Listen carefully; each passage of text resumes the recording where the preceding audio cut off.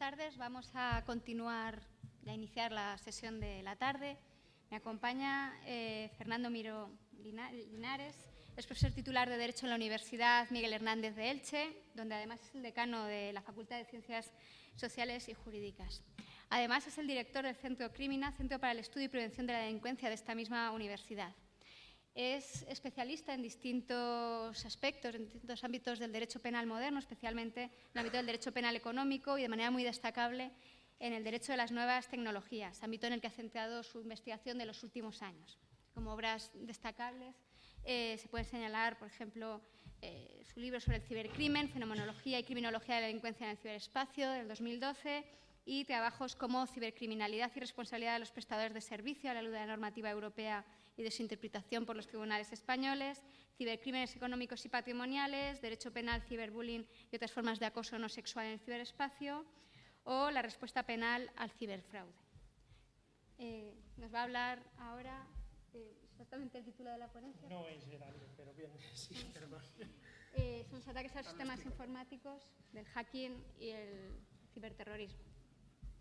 Muy bien, pues muchísimas gracias. ¿Se me oye bien? Se oye a través del...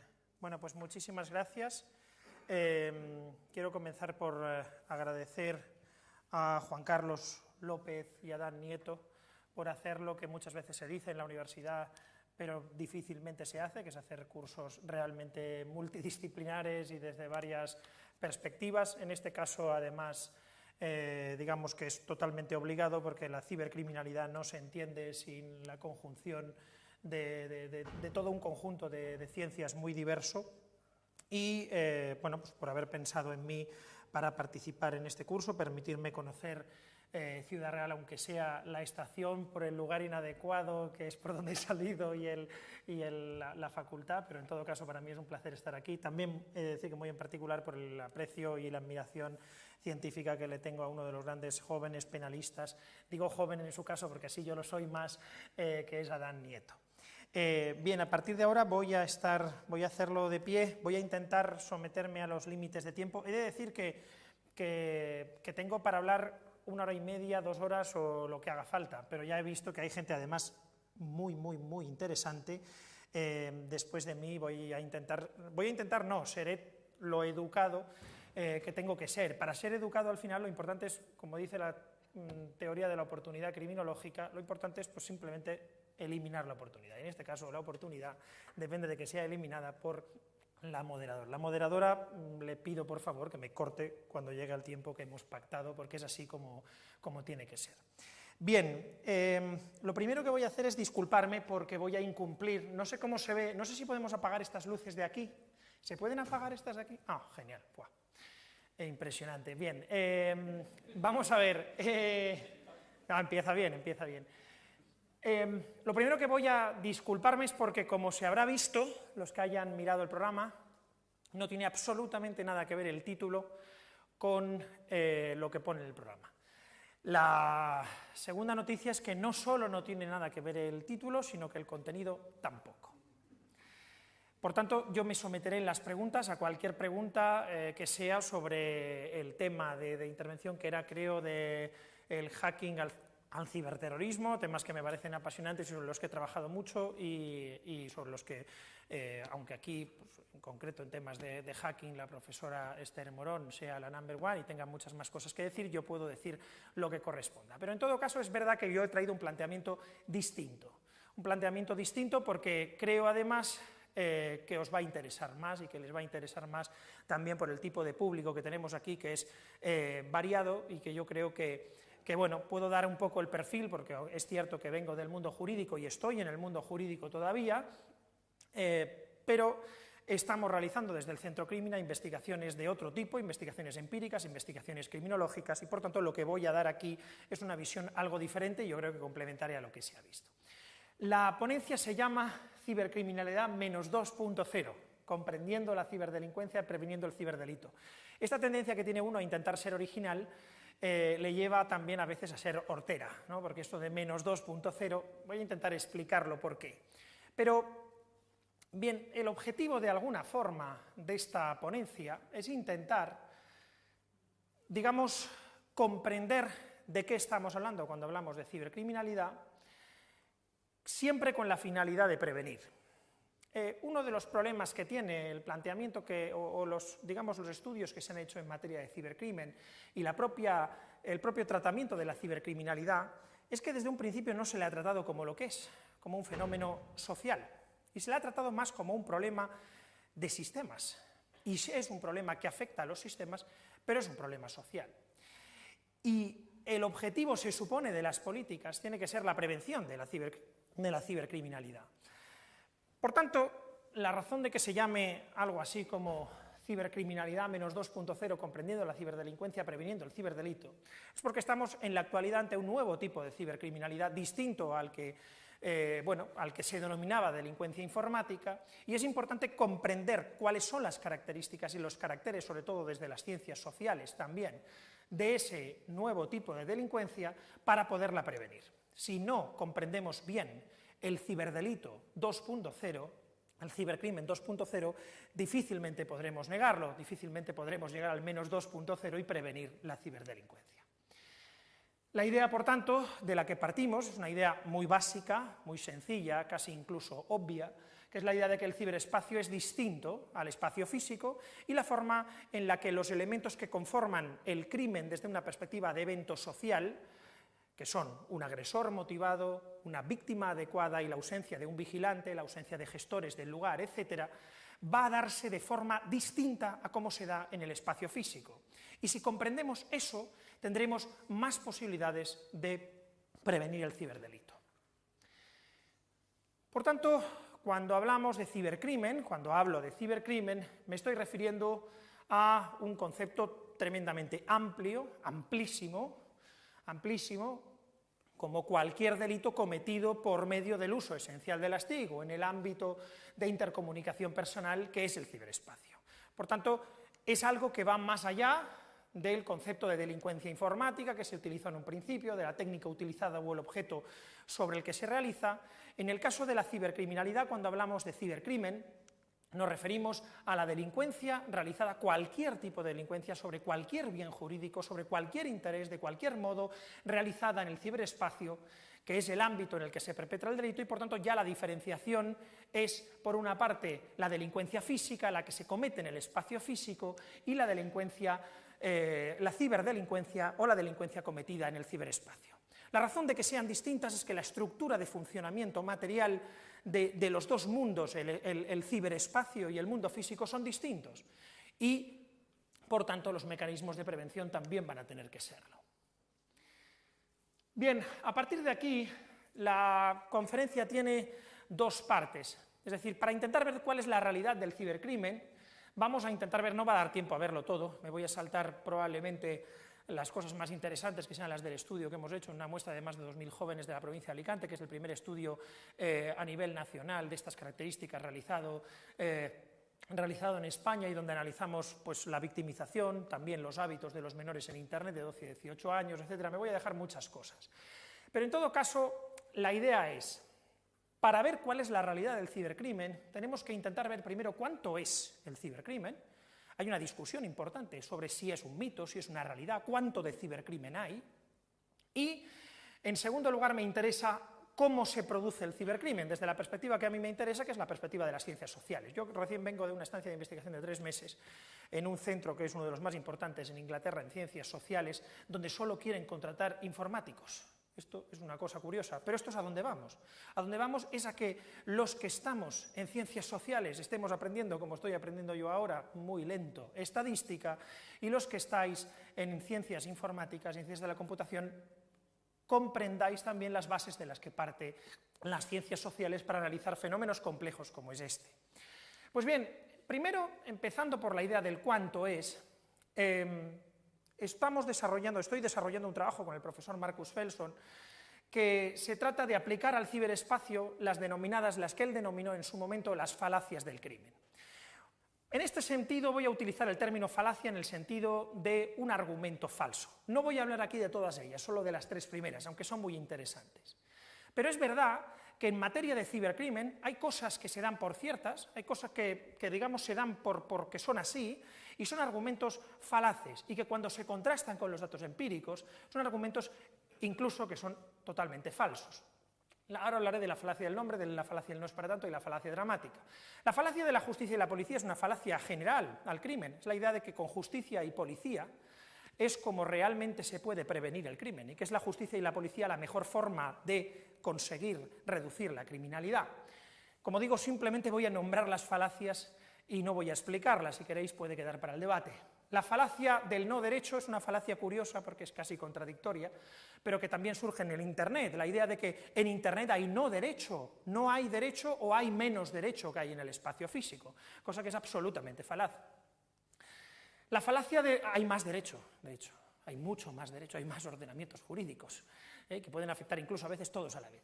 La falacia del hacker inadaptado es una falacia que en su momento, no me acuerdo qué nombre le puso Alfonso, pero en su momento la escribió, la idea del cibercrimen como asociado a un hacker, al sujeto que tiene unos conocimientos altísimos de informática. El cibercrimen no lo cometen en la mayoría, en la actualidad, grandes conocedores de la informática, ni siquiera informáticos. Los cibercrímenes los comete cualquiera. Y precisamente en relación con eso, la falacia del yo nunca, una falacia asociada generalmente a la idea de crimen, y es que los criminales son algún tipo de sujeto especial, que tiene algún tipo de maldad especial, pero yo nunca cometería un crimen. Y es una enorme y tremenda falacia. La falacia de la aleatoriedad, la idea de que el crimen es algo así como aleatorio, que puede suceder en el tiempo y en el espacio de forma aleatoria, que es casi una cuestión de suerte ser víctima del cibercrimen, cuando el crimen y el cibercrimen en particular está sujeto a patrones de tiempo, a patrones de espacio, a patrones de comportamiento, a patrones de todo tipo. La falacia del no uso también, la idea de que por no usar Internet yo no puedo ser víctima de un cibercrimen. El ciberespacio ha ido mucho más allá de lo que es en la actualidad el propio sistema informático. Y la falacia de la ciberseguridad, la falacia de que en lo que consiste la ciberseguridad es en vender productos aplicados a sistemas informáticos, de olvidarnos de que los productos son utilizados por personas, por usuarios. Y la falacia de pensar que la seguridad solo se tiene que centrar en el sistema y no en la persona que lo utiliza. Bien, aún así me interesa hablar básicamente de tres falacias. La primera, la falacia del nombre, que tiene que ver con lo que acabo de decir, que es con la idea de el nombre delincuencia informática, es en realidad el que lleva la carga falaz frente al nombre cibercriminalidad. Si nos sometemos a la idea de delincuencia informática, lo que hoy es el cibercrimen queda fuera.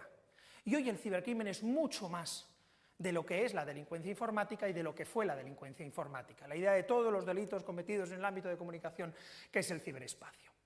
En la actualidad, aunque existen muchas clasificaciones, tenemos que olvidarnos de la delincuencia informática como asociada única y exclusivamente al envío de malware, a la infección de malware, al hacking, etcétera, etcétera. Esto es cibercriminalidad, evidentemente que lo es, pero no es la única que existe. Desde una perspectiva criminológica, yo utilizo dos clasificaciones distintas, una fenomenológica y otra criminológica. Desde una perspectiva criminológica, hoy hay por lo menos tres tipos de cibercriminalidades distintas sobre la base de los distintos intereses de quien realiza el crimen. En primer lugar, la cibercriminalidad económica, tanto los cibercrímenes finales como los mediales. Los cibercrímenes mediales son aquellos que se realizan como paso previo para finalmente realizar el ataque económico, básicamente el fraude, como el envío de spam, el propio spoofing, la infección de malware, el hacking y muchos otros más. Esto no es una lista completa. Y los cibercrímenes finales, hay muchos más también, que el ciberblanqueo, el ciberespionaje, la ciberpiratería e incluso la pornografía infantil, que en muchos casos se utiliza con finalidad económica. Por esto, como digo, es criminológica, no es jurídica la clasificación. Y el ciberfraude, que sigue siendo, en términos de prevalencia, después lo veremos, el principal delito, sobre todo en cuanto a los crímenes que se cometen antes para ejecutarlos. Pero, como digo, lo importante es comprender que esta solo es parte de la cibercriminalidad en la actualidad. En la actualidad hay otro tipo de cibercriminalidad, aunque está perfectamente reflejada en este programa que demuestra que es sobre cibercrimen, que es la cibercriminalidad social. aquella realizada con una finalidad o personal, de afectar los intereses sociales o personales de las personas y en el ámbito realmente de la web 2.0, de lo que es la web 2.0, digamos, un nuevo espacio para la intercomunicación entre personas. En ese sentido, el cyberstalking o el ciberacoso continuado contra adultos, el ciberbullying o acoso continuado de y contra menores, en el ámbito escolar generalmente, aunque ya no solo. Los niños hacen muchas actividades extraescolares y el bullying está saltando las barreras de las escuelas, sobre todo en la perspectiva ciber, de forma exagerada, conforme los datos que tenemos. El online grooming, que en realidad tanto online grooming como sexting forman parte de más bien general acoso sexual, ciberacoso sexual en Internet. El online grooming es una tipología, el sexting en realidad no es propiamente un delito, etcétera, etcétera. Ahora después hablaré de si son delito o no son delito estas conductas, si puedo.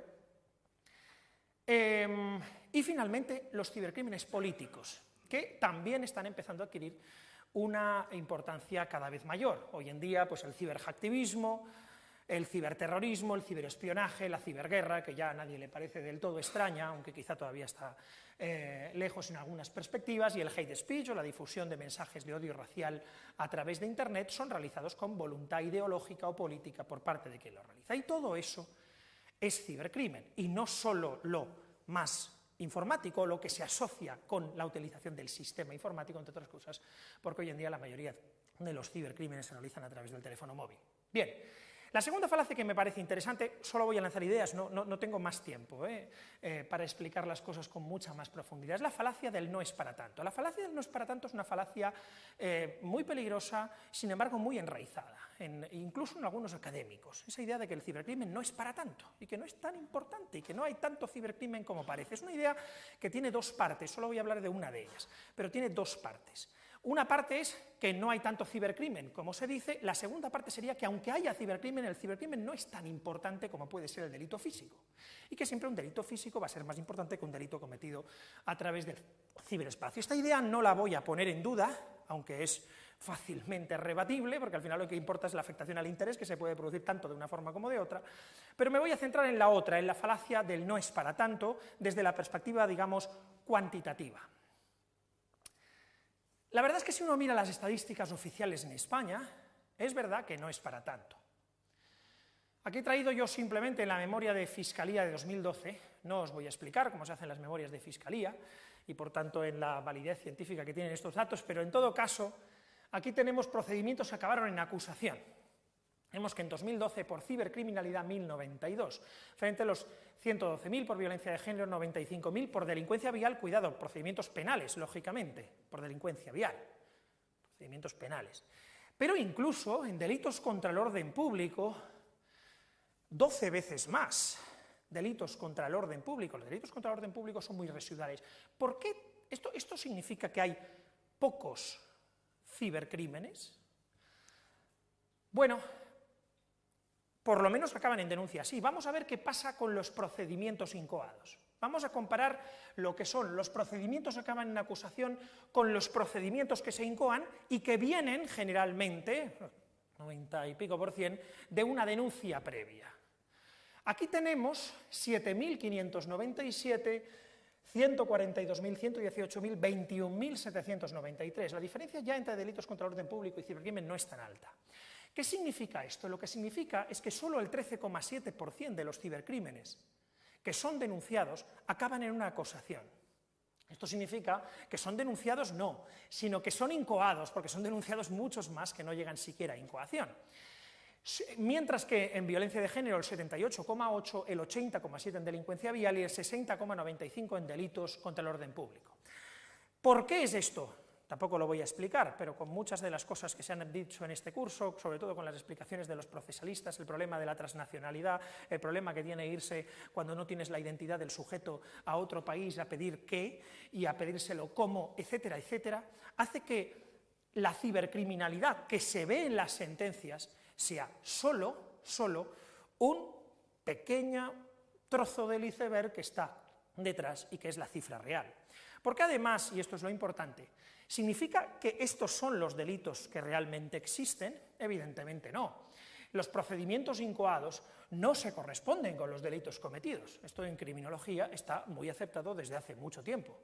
Los delitos cometidos son siempre muchos más. Hay delitos, en cualquiera de estos tipos de delitos, que se cometen y que no llegan a un procedimiento, a una denuncia, etcétera, etcétera. Y tenemos razones para pensar que en la cibercriminalidad son muchísimo más que de forma normal. La cifra negra en materia de cibercrimen, hay varios proyectos de investigación en esta materia, nosotros estamos trabajando en uno, es altísima, y cuando tú trabajas con fiscales, cuando trabajas con la policía, lo que te dicen es que el iceberg, eso de una décima parte o una novena parte, que no, es una parte de 100 o de 200. Y hay varias razones por las que esto es así en la cibercriminalidad. Aquí solo voy a citar algunas, si es que se ven. La conducta criminal en muchas ocasiones directamente pasa inadvertida. En muchos casos lo que sucede es que se percibe el ataque, pero se percibe tarde. En ocasiones se percibe el ataque, pero no es valorado como delictivo o denunciable. Muchas veces lo que sucede es que las propias empresas, esto ya se ha dicho, no les interesa. Hace poco yo tenía una conversación con el jefe de la Policía Nacional en materia ciber y me contaba el ejemplo de una empresa importante que tiene un logotipo triangular y verde que había sufrido muchos ciberataques y que no se atrevía en ningún caso a poner la denuncia y que planteaba que le dieran soluciones pero en ningún momento iban a denunciar porque realmente podía afectar la reputación de su funcionamiento web, etcétera, etcétera. En definitiva, hay muchas razones para que no se denuncie. Después, cuando llega la denuncia, hay muchas razones por las que el procedimiento no se puede incoar y no llega a acusación. Por tanto, no nos fiemos del todo de esos datos, pero tenemos que seguir buscando datos. Pero esto se relaciona con la tercera de las falacias de la que voy a hablar, muy brevemente también, con es la falacia dramática, que es, digamos, el reverso. Es verdad que en parte es normal que la gente se pregunte si hay tanto cibercrimen, porque es verdad que en ciertos aspectos se exagera la amenaza del cibercrimen. Y esto, por otra parte, no es una falacia que corresponda solo a la cibercriminalidad, sino a la criminalidad en general.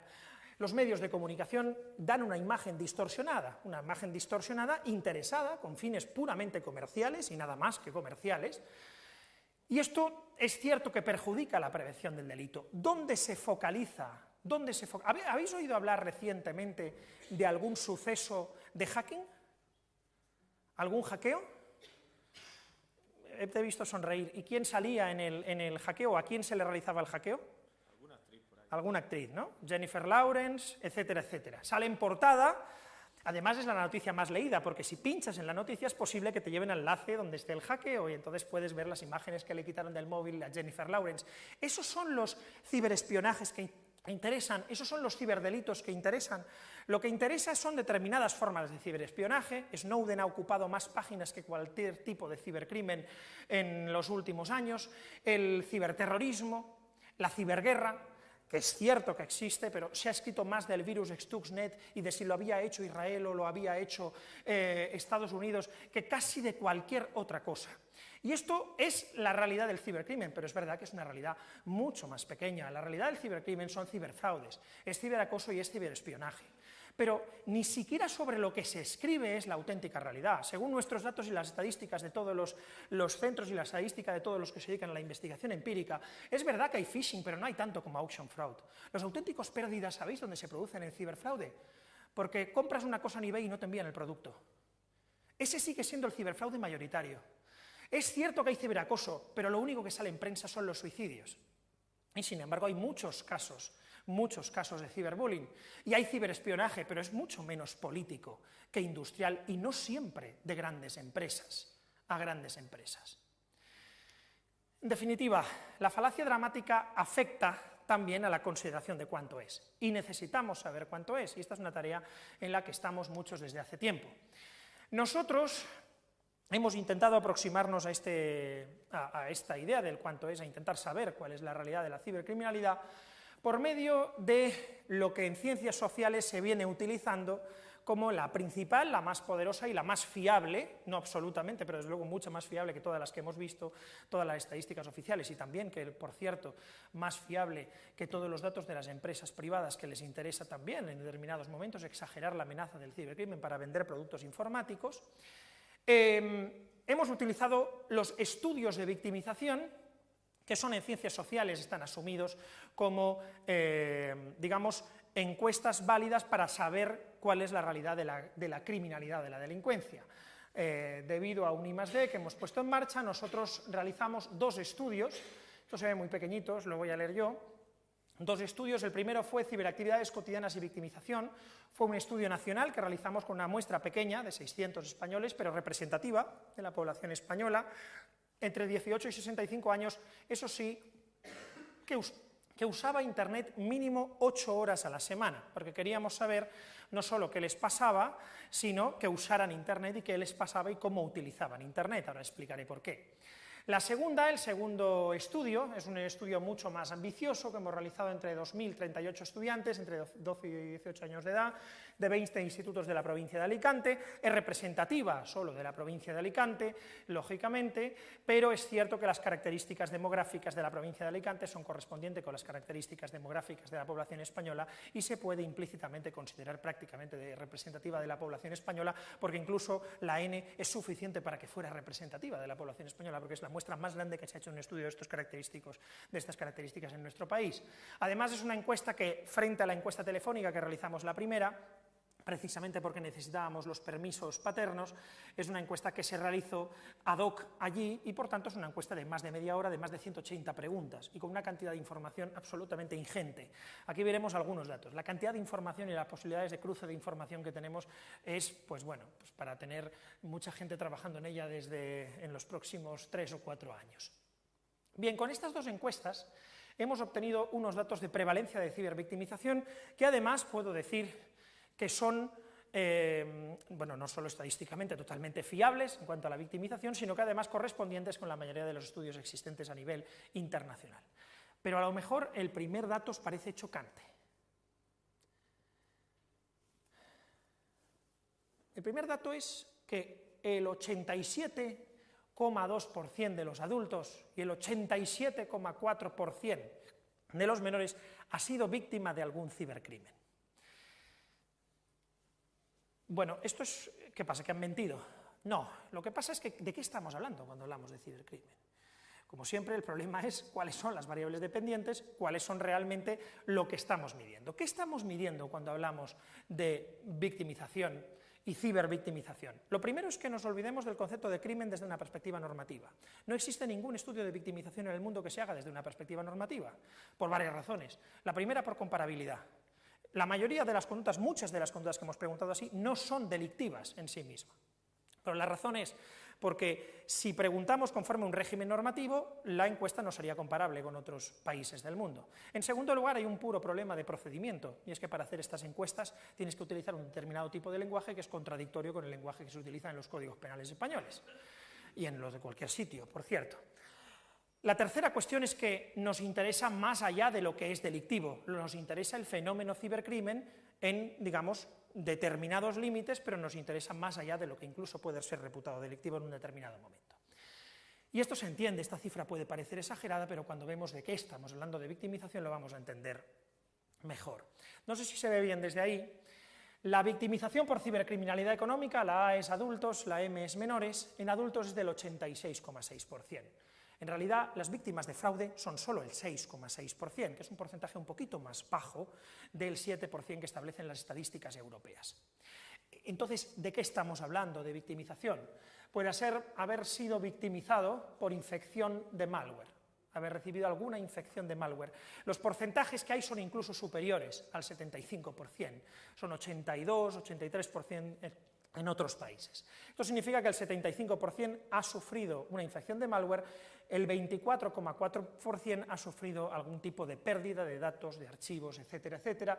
Es curioso el dato en menores, 72%, y sin embargo, con una diferencia significativa, 31,7% de victimización. Esto tiene que ver los menores o los mayores, las chicas o los chicos, los de 12 frente a los de 17, no son distintos, pero sí hacen cosas distintas. Lo importante son las actividades cotidianas que realizamos. Lo que realizamos es lo que nos diferencia, no quién somos. Ahora, viendo estos datos, podremos ver que se relacionan perfectamente con lo que hace cada uno de ellos. Otros datos significativos, la victimización, recibir correos de scam. Scam es el fraude burdo, el fraude, digamos, la solicitud directa de entrega de dinero, la carta nigeriana, etcétera, etcétera.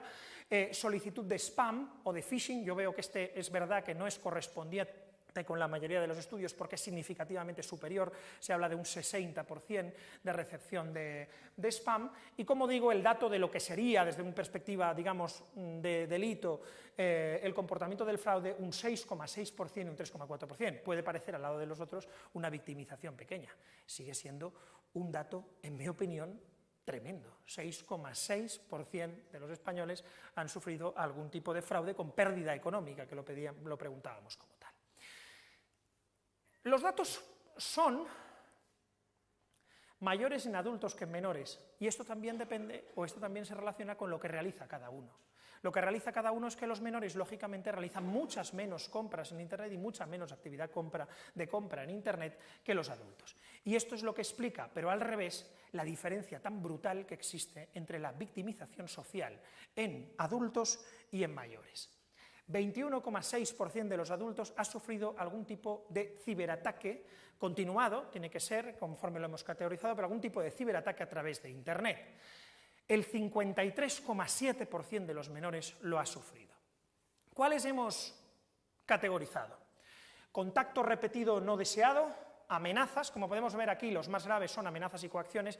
No lo hemos establecido desde una perspectiva puramente legal, como se ha establecido la diferenciación, pero sí que se ha establecido con una diferencia de intimidación más grave, en efecto es menor la victimización por coacciones que amenazas, publicar información personal de forma no deseada, falsas acusaciones y lo que sería la suplantación de identidad a través de Internet. Pues bien, los datos podemos ver que son significativamente en mayores siempre, excepto en publicar información personal no deseada, superiores en el caso de los menores. Además, podemos ver que la victimización es significativa en harassment, pero también la victimización es muy significativa, la diferencia, casi 3 veces más en el acoso sexual. En acoso sexual hemos medido 3 conductas.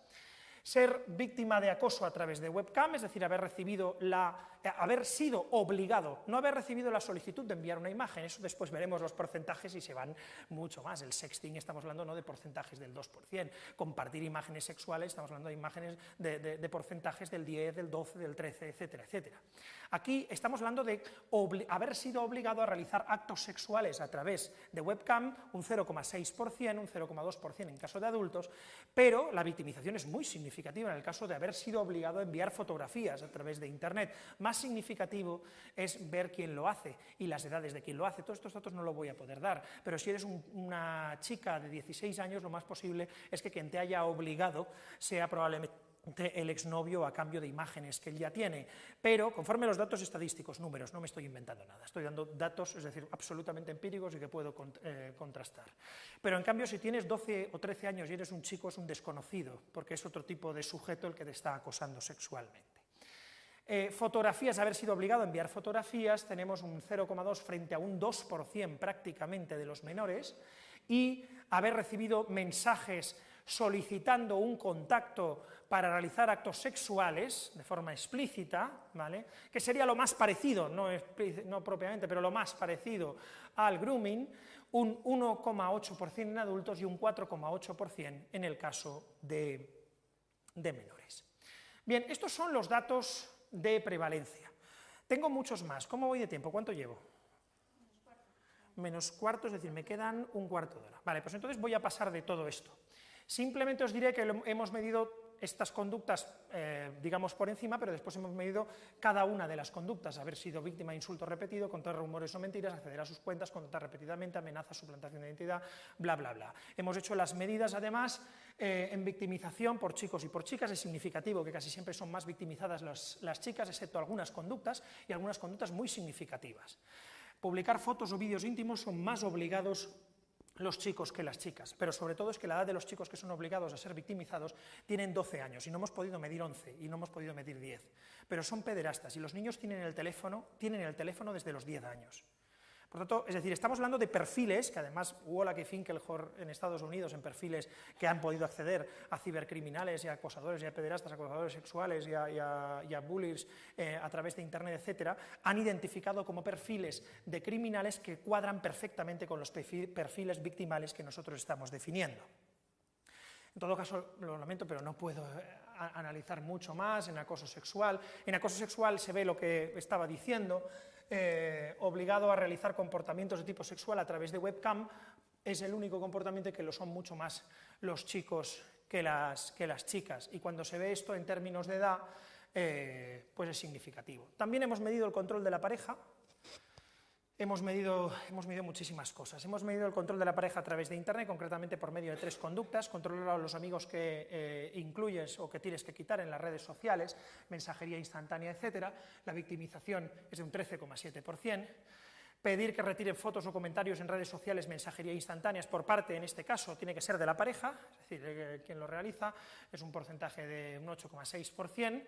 Influir en la información, en el estado, en las redes sociales, sobre todo la conducta parece ser más prototípica, es la de pones que estás soltero cuando estamos saliendo desde hace 4 días, ¿vale? Pues eso, es decir, es un 7,8% en la victimización. Es verdad que estamos midiendo victimización siempre de 12 a 18 años, y es verdad también que las tendencias de control de la pareja, curiosamente, son cuando se tiene 12 o 13 años es muy poquita, y conforme va aumentando la edad, incrementa exponencialmente, de forma que tenemos la sensación, pero no tenemos datos, de que es posible que este tipo de control sea mayor cuando se tienen 19, 20, 21, 22 años. Sería interesante ver cuándo cesa este tipo de comportamiento, o si cesa. ¿Cómo se produce el cibercrimen? Esto en cuanto a datos de prevalencia. Por lo menos yo os he podido dar, aunque sea en breves datos. Si queréis, lo que puedo hacer es pasaros el informe, si queréis, el informe completo de 500 y pico páginas, para que lo colguéis en algún sitio como materiales o lo que consideréis para el curso, para que tengáis acceso a todos los datos. La pregunta que me interesa ahora no es ya cuánta es, que podemos ver que es mucha más de la que nos creemos, probablemente no en cuanto a dañosidad, no son porcentajes muy altos, estamos hablando en victimización sexual de 6%, victimización económica real 6%, pero estamos hablando de una serie de porcentajes altísimos incluso en esos cibercrímenes. Ahora lo que nos interesa es cómo se produce. Y el cómo se produce el cibercrimen, el problema es que casi siempre se ha analizado desde la perspectiva ciber. Es decir, se ha estudiado desde un principio, cuando apareció el fenómeno, desde la perspectiva de las tecnologías de la computación, las tecnologías de la información, y tiene que seguir estudiándose así. Es más, cada vez va a ser más necesario que se estudie así. Pero nos hemos olvidado de que es un fenómeno social, de que es un crimen. Es también un crimen. Incluso cuando no es delictivo, sería un comportamiento desviado. La pregunta es: ¿qué podemos saber de él desde una perspectiva de las ciencias sociales? ¿Y qué nos puede informar la criminología? La criminología nos puede dar mucho sobre cómo funciona, cómo se produce y, por tanto, cómo se puede prevenir el cibercrimen. La criminología puede analizar factores de personalidad, puede analizar factores sociales, puede analizar los factores ambientales que inciden en la decisión delictiva, en cómo se produce el evento delictivo, etc. Yo propongo simplemente el enfoque que desde hace 4 o 5 años venimos trabajando nosotros, que no es un enfoque exclusivo, ni siquiera creo que sea el más explicativo, pero me parece un enfoque muy útil y muy interesante, y que a nosotros nos está dando muy buenos resultados, que es el enfoque de una de las teorías criminológicas más sencillitas, por tanto más válidas para un jurista de pacotilla, para entrar en ella, que es la teoría de las actividades cotidianas. La teoría de las actividades cotidianas viene a decir de forma muy general que el delito se produce en confluencia de espacio y tiempo de 3 elementos: delincuente motivado, objetivo adecuado y ausencia de guardián capaz. En su momento la teoría sirvió para explicar unas tendencias delictivas que no eran razonables. En Estados Unidos, en los años 70, desde los años 40, había habido un crecimiento económico exponencial, desde los años 20 o 30 incluso, desde los años 30, un crecimiento económico muy significativo, y sin embargo todas las teorías sociológicas y todos los presupuestos sociológicos que decían que la criminalidad está relacionada con la pobreza, con la exclusión social, con la diferencia económica, con bla bla, con la no existencia de clases medias, etcétera, etcétera, etcétera, todo eso nos llevaba a la convicción de que la delincuencia debía haberse reducido, y sin embargo la delincuencia desde los años 30 no hacía más que aumentar. La teoría de Cohen y Felson, desarrollada sobre todo por el segundo, por Marcus Felson, lo que viene a decir es que en realidad, en ese momento, la invención del automóvil, el que la mujer se incorporara al trabajo y otra serie de elementos, múltiples elementos, habían conformado un nuevo ámbito criminal. Las casas quedaban vacías, había cajeros, se podía robar. Hay una serie de elementos ambientales que no tienen que ver con los deseos, sino con la oportunidad criminal, que habían aumentado la posibilidad de contacto entre tres elementos. Lo que dice la teoría de las actividades cotidianas es que el delito se produce por estos tres elementos y no solo se centra en este. Ya no se trata de pensar por qué hay gente tan mala que comete delitos, sino pensar que si reducimos no ya este elemento y cambiamos la mente de los malos, sino que si eliminamos la víctima de la ecuación o incorporamos el guardián, el delito no va a suceder. Porque solo en el caso de que en el mismo espacio y en el mismo tiempo se den los tres elementos, solo hay delito. Y esto es muy potente y muy poderoso. Y esto lo es en especial. Delincuente motivado es un sujeto con capacidad potencial para producir el crimen, el objetivo adecuado, el suitable target, que es digamos, el objetivo susceptible de cara al propio criminal de ser víctima o de ser su objeto, y la ausencia de un guardián capaz, de alguien que por su mera presencia el delito no se va a producir. No tiene que ser un policía, puede ser el vecino, puede ser que la construcción del propio vecindario con las puertas, con las ventanas mirando hacia allá elimine la posibilidad de que se produzca el crimen, y por eso los crímenes se producen más en pisos que en casas, etcétera, etcétera, etcétera. Bien, ¿qué tiene que ver esto con Internet? Mucho. Internet es eso, Internet es el nuevo espacio, Internet es esto. Ahora, el espacio este es distinto, esto no es igual, no funciona igual. Internet no funciona exactamente igual que funciona el espacio físico. En el espacio físico yo ahora puedo atacar a determinados bienes, pero no puedo atacar en el espacio físico a nadie que no esté en esta sala, o tengo que hacer un esfuerzo criminal para hacerlo. Internet me permite que yo actúe de otra forma. Esto lo he explicado de forma mucho más profusa en unos materiales que creo que se os han pasado. Simplemente diré que mientras que en el espacio físico el sujeto A, para contactar con el sujeto A3, A4 y A5, tiene que recorrer una distancia que es distinta a la distancia que tiene que recorrer, que es 0, para atacar al sujeto que tiene, o para contactar con el sujeto que tiene al lado, en el ciberespacio la distancia en todo caso es siempre 0. Y esto supone básicamente una expansión comunicativa, una expansión de las posibilidades de elección por parte del agresor motivado. Y esto supone probablemente que lo que haga la víctima en cuanto a lo que la haga visible vaya a ser determinante a la hora de quién es el que elige el agresor motivado. Y esto pasa también en términos de tiempo. A ver, creo que me he ido. Perdón. Sí, bueno, en términos de tiempo lo que sucede es lo mismo. T es igual a 0 en todos los casos. Es decir, no es necesario, porque el tiempo ya no se entiende en términos de distancia, y por tanto no es necesario recorrer una distancia, gastar un tiempo para poder realizar el coste criminal. Hay estudios que han demostrado que se cometen delitos de todo tipo, incluso, es decir, los delitos que se llaman pasionales, se cometen mucho más cerca de casa que fuera, por una cuestión de comodidad y por una cuestión de costes. Pero bien, en todo caso, el ciberespacio lo que hace es que comprime las distancias físicas y expande las posibilidades comunicativas. Bien, ¿qué supone esto en términos, y voy a intentar ser lo más breve posible, lo que supone en términos, digamos, teóricos o de plasmación teórica de donde debemos focalizar la prevención, es que el objetivo adecuado se convierte en un elemento importantísimo. La víctima potencial, el usuario, se convierte en un elemento muy importante. En su momento, en 1979, Felson teorizó cuáles eran los caracteres del objetivo adecuado en el espacio físico. Dijo que un objetivo es adecuado cuando tiene valor, conforme a su inercia. Es mucho más fácil hurtar esto que hurtar esto, y desde luego es mucho más difícil hurtar aquello. La accesibilidad, la inercia, el peso, etcétera, elementos que son totalmente físicos y que en el ciberespacio no van a funcionar. Cuando sea visible para el sujeto y cuando sea accesible para él. Lo que venimos realizando en el Centro Crímina es intentar reconfigurar estos elementos desde hace varios años al ciberespacio. Con la ayuda del propio Marcus Felson, lo que estamos es cambiando los términos. Y lo que hemos propuesto, en un primer momento intenté crear el acrónimo IBI, que es mi pueblo, pero no había forma de encontrar nada para la B, así que finalmente lo puse con V, el valor, pero bien, al final el acrónimo que se nos ha quedado es este. ¿Qué significa esto?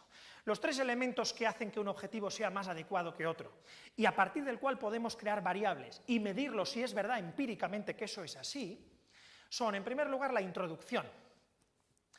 La idea es simplemente que yo ahora mismo, si decido atacar a Cristina, puedo decidir yo atacar prácticamente cualquiera de los intereses que yo quiera. Es mi intención criminal la que decide si voy a agredirla pues, en su patrimonio, en su honor, en su intimidad, en su salud o en su libertad sexual. Es mi intención delictiva, porque ella se presenta ante mí con todo lo que es. En el ciberespacio es así, pero es algo distinto. ¿Por qué? Porque en el ciberespacio, lo que hay en el ciberespacio son representaciones de agresor y víctima. El agresor entra con una actividad delictiva y la víctima también. A veces lo hace sin querer, pero la víctima a veces, sin querer, introduce elementos que cuando los introduce pueden ser dañados y mientras no los introduce no. Por tanto, la primera característica para que algo pueda ser adecuado y para que sea objetivo adecuado es que esté en el ciberespacio y a veces la víctima con su conducta lo hace sin querer. El segundo elemento se relaciona con la visibilidad. Parece que en Internet, por el hecho de que haya una expansión comunicativa, todos somos más visibles. No es verdad. Yo puedo ser absolutamente visible y pasarme el día en Internet. ¿Cómo me hago visible en Internet? ¿Cómo se hace a alguien visible en Internet? Pues en los foros, diciendo lo que ha dicho Alfonso de Messi como futuro presidente de la República en un foro, y entonces le contestará un madridista iracundo diciendo no sé qué, en un blog, teniendo una página personal, en el Facebook, etcétera, etcétera. Cuantas más actividades realizas y más distintas actividades realizas, pero depende de qué actividades realizas, y eso es lo que tenemos que medir, porque Internet no es peligroso, lo que es peligroso es lo que haces en Internet, más visible te harás. Solo si interaccionas te haces visible. Y por último, la S, que viene de la protección. La protección que puede ser, dependiendo del cibercrimen, puede ser una protección de terceros o puede ser una protección incluso propia.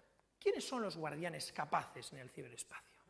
La policía, los prestadores de servicios, los familiares, los amigos, todos pueden ser guardianes capaces, todos, pero muy pocos lo son generalmente, y muchas veces es la conducta del propio usuario la que determina la propia accesibilidad y el acceso a los bienes que él tiene. ¿Cómo? Básicamente utilizando sistemas de protección en los cibercrímenes sociales, utilizando antivirus, porque al final, es decir, es tanta la expansión que cuando se lanza el virus no se lanza sobre un objeto determinado, sino con una concreta rutina que va y choca contra el que no le permite entrar y llega a aquel que no tiene el sistema de protección o no tiene la configuración, etc. Hay casos en que no. Pero cuanta mayor sea la utilización de sistemas de protección, y eso está totalmente demostrado, menor posibilidad de ser victimizado, y en ocasiones en la victimización social permitiendo la vigilancia de otro, con conductas que permiten que seamos vigilados en lo que hacemos. Bien, ¿qué me queda? ¿5 minutos? ¿3? ¿Me he pasado ya? 3, vale. Bien, ¿qué hacen los usuarios en Internet que les convierte en víctimas potenciales? Bueno, hemos preguntado un montón de cosas,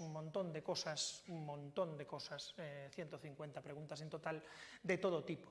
No tengo tiempo, os pasaré, la presentación también la voy a dejar, el preci lo voy a dejar para que quien quiera se lo descargue y lo pueda tener y así tenéis los datos. Estos son algunos datos: el 76,4% utiliza el ordenador portátil para conectar a Internet, solo el 25% comparte el terminal con otra persona. Hemos preguntado por todo tipo de usos, hemos preguntado incluso por actividades que no son cotidianas en el ciberespacio, sino incluso si tienes actividades extraescolares, etcétera, etcétera, de todo tipo. Hemos preguntado de todo lo que hemos podido que se puede relacionar con esto. El 82,3% no recibe control parental sobre qué tipo de uso le da al teléfono móvil, el 91,9% usa de redes sociales, el 6%, este dato a mí me parece muy significativo, es la demostración de que en efecto hay gente que miente, porque esto es matemáticamente imposible, es como el amigo mío que decía que su padre se fumaba un cartón al día. 6% admite usarlas más de 15 horas diarias. Es posible que alguno lo haga, pero en todo caso me sigue pareciendo una barbaridad. El 10,8% de los menores que tienen servicios de mensajería instantánea lo utilizan más de 10 horas diarias. El 26,4% utiliza la videoconferencia como herramienta de comunicación, el 35,1% proporciona información personal a través de Internet, especialmente SMS, el 38,5% ha contactado con desconocidos a través de Internet. Hemos preguntado para qué lo haces, hemos preguntado cuánto lo haces, hemos preguntado, tenemos muchísima información. Un 37,5% afirma haberlo hecho 10 veces o más. el 8,5% ha enviado fotos comprometidas o íntimas a través de Internet. En menores de 16 a 18 años el porcentaje es casi del 14%, que esto es el sexting, pero hay un 2,2% que lo ha realizado 10 veces o más, lo hemos preguntado en realidad sobre personas distintas. El 2,0% ha enviado vídeos comprometidos íntimos a través de Internet. En menores de 16 a 18 años los vídeos, el porcentaje es del 3,3%, y hay un 0,7% que lo ha realizado 10 veces o más.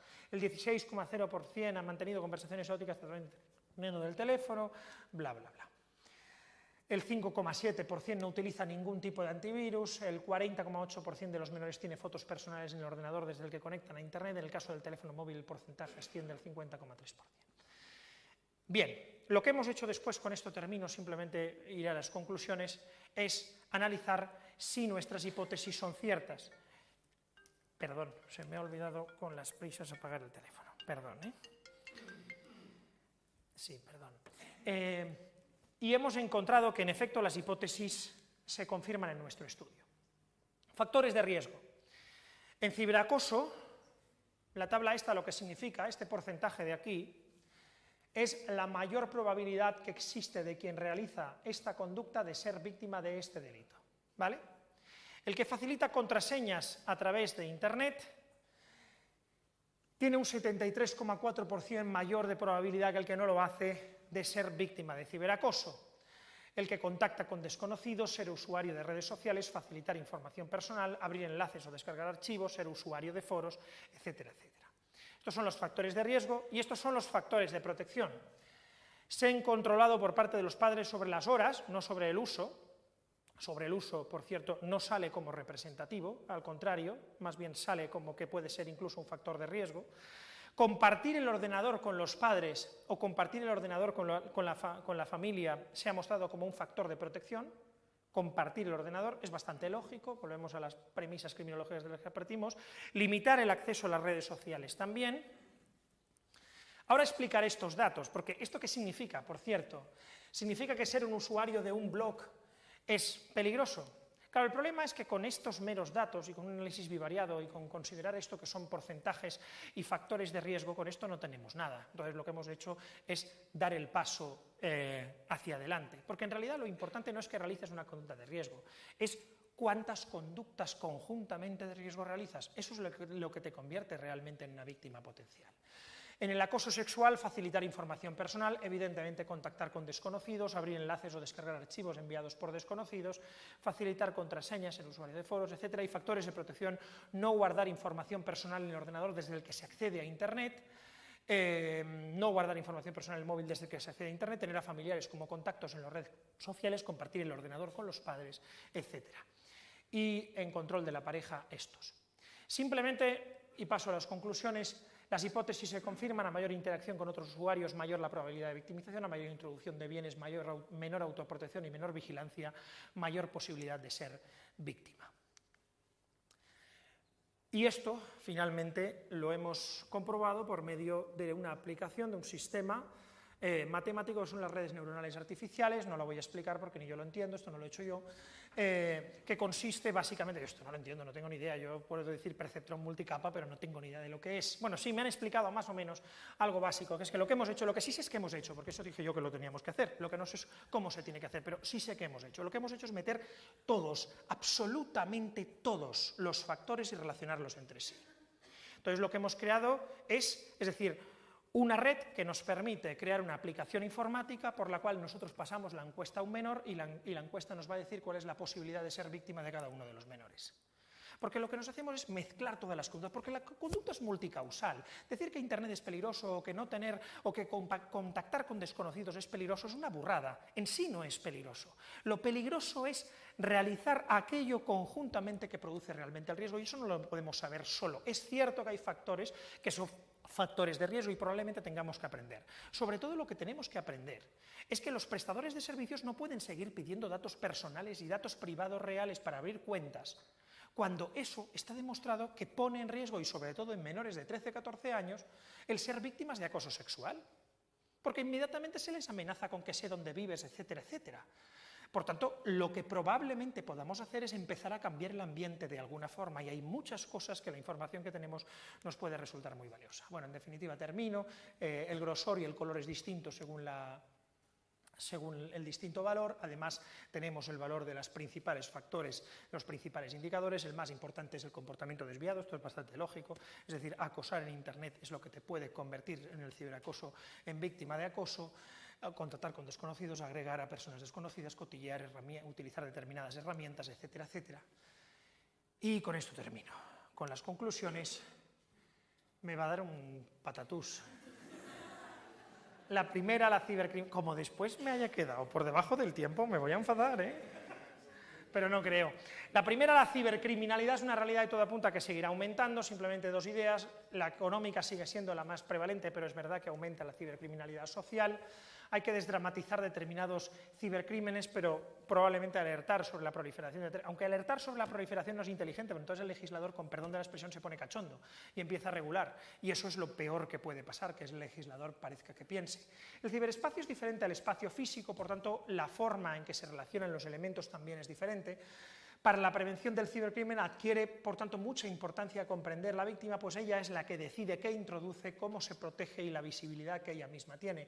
A mayor interacción, mayor visibilidad, especialmente si realiza conductas desviadas o contacta con desconocidos. La introducción de datos personales reales, fotos íntimas y otros elementos en el ciberespacio incrementa la posibilidad de cibervictimización.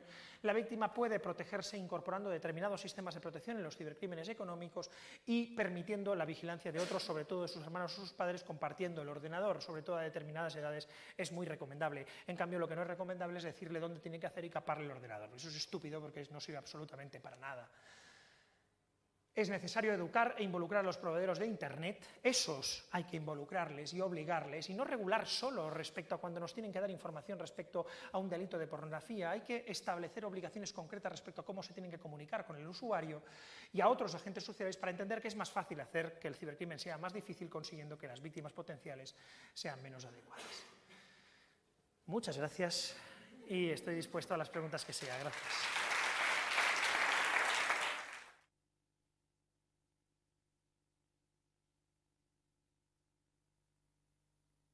Tiempo para un pequeño turno de preguntas.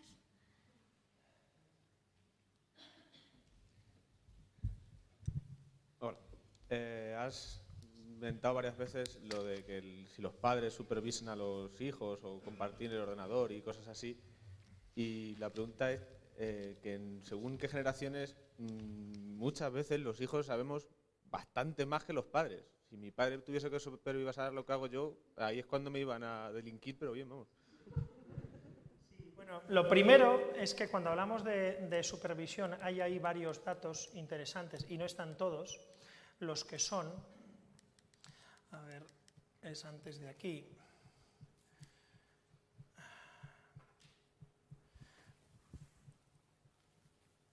Esto es interesante.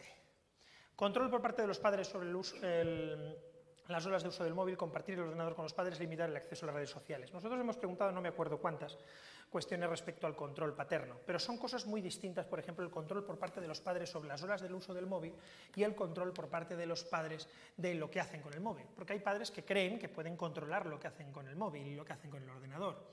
Entonces, por ejemplo, nosotros hemos preguntado también sobre el control de los padres en el ordenador y nos hemos encontrado con que no solo no es un factor de protección, sino que nos sale como factor de riesgo. Pero también es verdad que no sale estadísticamente significativo. Por tanto, propiamente no es un factor de riesgo, ¿vale? Pero está cerquita. ¿Qué significa esto? Significa que puede ser cierto que determinada sobreprotección o determinada información tal sea perjudicial. En cuanto a lo que dice respecto al conocimiento que tienen los menores concretamente de la informática del mundo y de tal, y de cómo funciona Internet. Es verdad que el conocimiento es infinitamente superior el que tienen los menores que el que tienen. Una de las cosas más difíciles de hacer en la encuesta ha sido, es decir, hablar su idioma. Primero yo empecé pasándole la encuesta a mi sobrina, hasta que hacía determinadas preguntas y mi mujer no me dejaba, pero es verdad que un error que cometimos al principio fue preguntar en Internet. Ellos Internet lo entienden como esto. Ellos el móvil no lo llaman Internet. Entonces, cambiar el lenguaje, utilizar el lenguaje que ellos realmente utilizan y etcétera, ha sido muy complicado. Por tanto, ellos saben mucho, saben cómo tal. Lo primero que diría al respecto es, primero, ellos no tienen ni idea, los menores no tienen ni idea, pero ni idea. Los padres no saben nada, pero los menores tampoco, y no saben cómo funciona el mundo en el que se han metido. Saben algunas cosas y creen que saben algunas cosas, pero muchas tampoco las saben. Los padres saben mucho más que los menores respecto a Internet y respecto a todo. Yo soy padre, joder, y sabemos muchos más. Lo que no sabemos es cómo movernos. Pero lo que quiero decir es que tampoco se puede vender la idea de que lo que tienen que hacer los padres es saber informática para solucionar el problema. No se trata solo de una cuestión de saber informática o de saber cómo funciona Internet, de abrirte una red social, de decirle a tu hijo lo que tienes que hacer y lo que no tienes que hacer. Es mucho más complejo. Pero lo que es cierto es que cuanto más sepamos, y eso es verdad, de cómo funciona, qué se hace en Internet, más fácil es proteger. Pero, a determinadas edades marcar reglas es incluso contraproducente. Y en este caso podemos ver que es verdad que son factores de protección el que las medidas puramente situacionales, las medidas de tú no tienes el móvil a esta hora y en el colegio no te llevas el móvil, o tú el ordenador lo utilizas con tu hermana y el ordenador con tu hermano, tú chica que tienes 16 años, tu hermano que tiene 14, utilizáis el mismo ordenador o la misma tablet. Claro, estar todo el día con el historial borrando las páginas porno es muy pesado. Y al final pasa como en la disuasión, pasa con lo mismo. Es decir, el crimen, cuando tú pones cámaras en un barrio, se reduce, en ese barrio se traslada a otro. Mientras se traslada a otro barrio, el crimen en global, en la ciudad, se reduce. Pues lo mismo, incorporar determinadas medidas situacionales, como es básicamente dónde miran el ordenador. Se dijo eso de que el cañón había acabado con la era de los castillos. Pues Internet ha terminado con la era del hogar como lugar tranquilo. El padre viendo el ordenador y Amanda Todd siendo victimizada durante meses y meses y meses hasta que se suicidó en la habitación de detrás. Esto no es fácil de establecer sistemas de prevención y sistemas de protección, pero está claro que hay medidas situacionales que pueden ayudar. Ahora, decir no hables con desconocidos a través de Internet es una chorrada. Que la gente utiliza Internet básicamente, según nuestra encuesta, para ligar. Y es normal. Es normal. Entonces dices, es que es peligroso contactar con desconocidos. No me digas. No sé si he contestado más o menos a tu pregunta o me he ido por la tangente. Dime. Una puntualización más, por ejemplo, más por la parte del fraude, no tanto la esta sexual, a mí me ha costado horrores convencer a mi padre que comprásemos la televisión por Internet, que es más barato que ir a la tienda. Pero, sin embargo, él luego pincha en no sé qué pop-up de no sé qué información y acaba con todos los malware instalados. Entonces, ese tipo de información sí que no nos pueden ayudar los padres. No, si es que los padres no tienen que dar ese tipo de información. Ese tipo de información no la tienen que dar los padres. Los padres tienen que ser padres y no tienen que hacer de informáticos ni tal. Le he dicho eso, es que no tienen que hacer eso. Los padres lo que tienen que intentar es incorporar el sentido común de su propia experiencia y saber, como yo le digo a mis hijas, que todos los tíos son unos salidos y esas cosas. Es broma, ¿no? Pero quiero decir, dar la información, es decir, pues real, es broma. Esto es una auténtica broma.